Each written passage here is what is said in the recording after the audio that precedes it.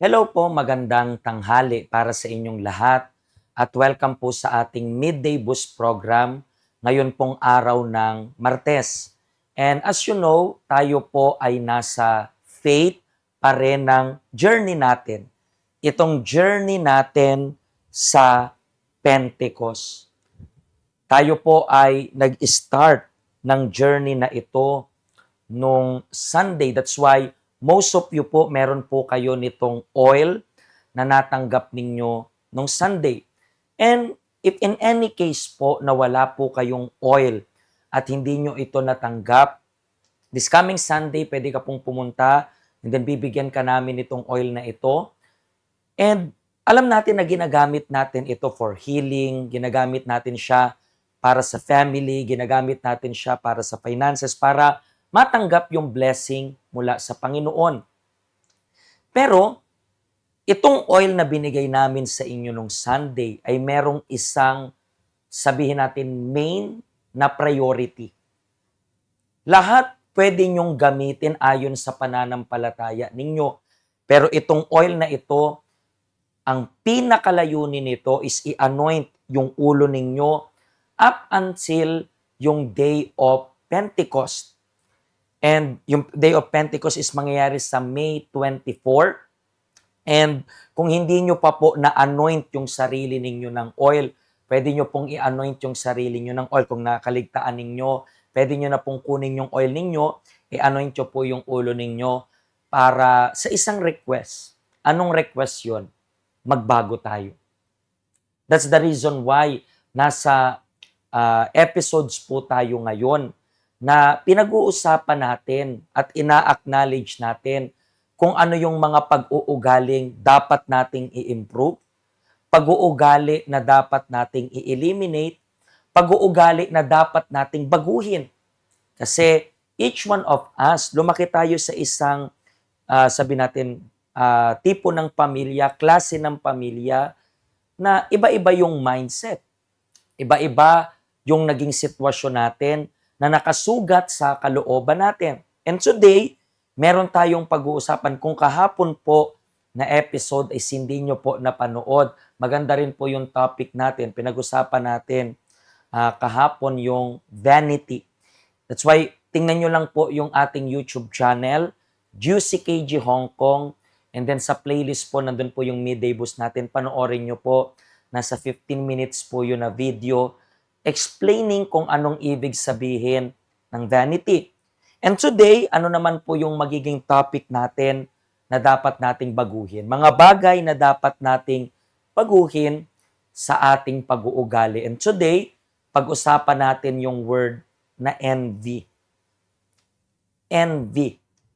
Mas kilala sa word na sa Tagalog, yung translation ng word na envy ay inggit. Inggit. So, yan yung pag-uusapan natin. Pero, tingnan muna natin kung anong ibig sabihin ng word na envy sa dictionary. So, tingnan niyo dito po. Envy is the feeling of discontent, resentment, or longing caused by desiring someone else's possessions and qualities. It is a mix of admiration and bitterness. Envy can also act as a verb, meaning to desire what another has. So dito po, makikita natin, actually papakita ko once again and I'm going to translate it sa Tagalog para sa inyo para mas maging clear. So yung envy daw or inggit, yan daw po ay hindi pagiging kontento. Meron tong sama ng loob at kagustuhan na makamit yung pag-aari ng iba or even yung qualities ng iba. Halo daw ito na feeling ng ina-admire mo pero bitter ka. Okay? Mamaya maintindihan niyo po kung anong ibig sabihin niya.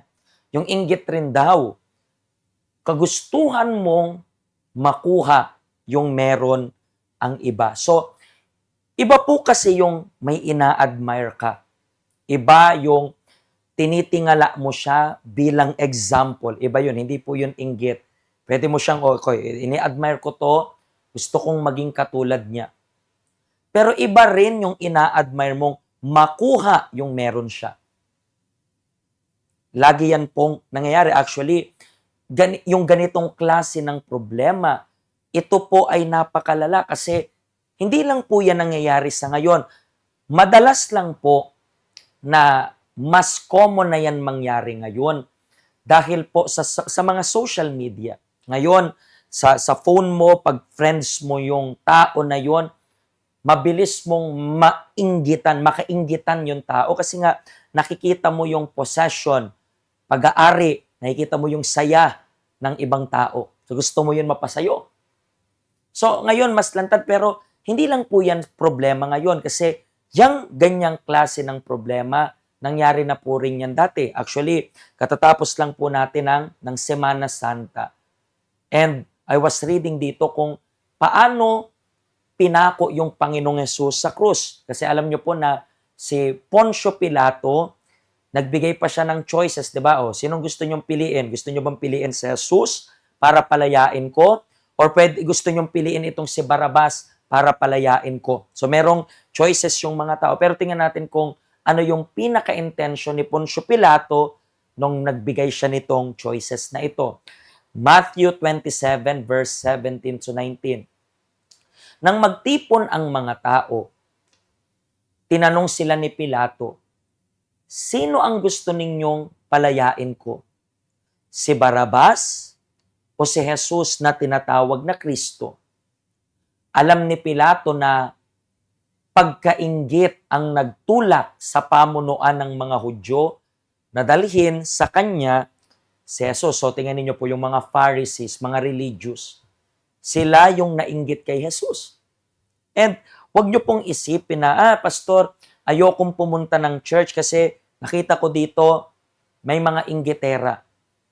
But still, kahit saan ka magpunta, nag-e-exist na yung problema na yan. Siguro po, nandito ka sa isang sitwasyon, pinapanood niyo ko, and then ngayon, natutuklasan mo yung sarili mo na may problema kang ganyan. Naiinggit ka. Maging honest ka lang po sa sarili mo kasi sa lahat po ng magiging topic natin ngayon, pwede mong sabihin hindi ikaw yan or pwede mong i-acknowledge na ikaw yan tapos baguhin mo yung way ng pag-iisip mo. Pwede mong mabago yung way ng pag-uugali mo. Kasi po kung hindi mo po babaguhin yung sarili mo, tingnan nyo po kung ano yung nakasulat dito when it comes about yung inggit. Tingnan niyo po sa libro ng Kawikaan. Ang payapang isipan ay nagpapalusog ng katawan, ngunit ang pagkainggit ay tulad ng cancer sa buto. Take note of this word, okay?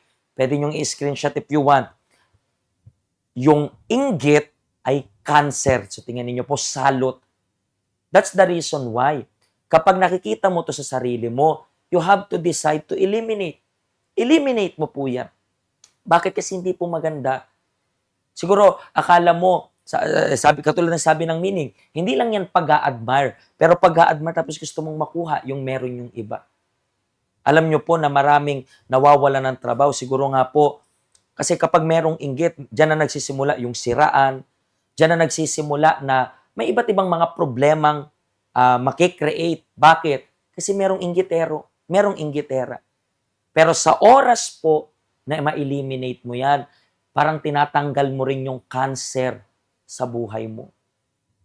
Pero siguro sinasabi niya, Pastor, aminado ko, may times na naiinggit ako. So, decide. Hilingin mo sa Diyos na tulungan ka na mabago yan. Na mabago yan. Siguro po naman nasa sitwasyon ka, Pastor, ngayon, aminado ko, na-eliminate ko na yung inggit. Pero ako naman ay biktima ng inggit. Kasi katulad ng sabi ko po, yan ay nangyari na since before pa. Sa Genesis pa lang nangyari na yan. In-explain yan dito sa libro ng Acts, actually. Libro ng Gawa, chapter 7, verse 9 to 10. Si Jose, na isa sa mga 12 anak ni Jacob, ay kinainggitan ng mga kapatid niya. Kaya pinagbili nila siya. dinala siya sa Ehipto at naging alipin doon. Pero dahil ang Diyos ay kasama ni Jose, tinulungan siya nito sa lahat ng mga paghihirap na kanyang dinana. So dito po, anong solution? Kailangan nyo po ng komunyon sa Diyos. Kung ikaw ay naiinggit, kailangan mo pong alisin yan at magkaroon ka ng komunyon sa Diyos. At kung ikaw ay biktima ng inggit, kailangan mo rin magkaroon ng komunyon sa Diyos. And talking about komunyon, this coming weekend, magkakaroon po tayo ng Holy Communion. Yung the Lord's Supper. Nandyan po yung ating address, nandyan po yung, nandyan po yung ating schedule sa taas. Meron tayong Tagalog service, Chinese, in English. And kapag a-attend po kayo this coming weekend, do not forget na dalhin yung oil na meron kayo. Bakit? Kasi dito sa church, i-anoint natin yung ulo natin once again. With what request? Which request ba yung gusto natin? Ang request na mabago tayo ng Diyos. At siguro po, yung topic natin today, na-discover mo na yan ang dapat mong i-eliminate sa buhay mo. Naintindihan niyo po ba? Aside from this, kasi ito ay inner issues, this coming weekend rin, meron tayong Godlywood self-help. So, pwede po kayong umaten yan para maayos kung ano yung nasa kalooban ninyo. And bago tayo matapos, bukas po ay Wednesday. At meron po tayong panibagong Bible study. Pag-aaralan po natin yung prayer na ginawa ng Panginoong Hesus sa mga disciples niya. Prayer na ginawa mismo ni Hesus. Yan yung pag-aaralan natin bukas. Okay? Meron tayong 9 a.m. sa Tagalog, meron tayong 11, 3, and 9 p.m. sa English. Feel free to participate in one of our meetings. Okay? So, kung natulungan po kayo ng program na ito, do not forget to share yung link para sa lahat. Okay? Available tayo sa Facebook, available rin tayo sa YouTube. Ito po yung ating address. Just visit us kapag meron po kayong oras. Everyday naman po kami bukas. Okay? Mga kaibigan, pagpalain po kayo ng Diyos. And tomorrow, let's discover isang ugali, isang character na dapat nating i-eliminate sa buhay natin.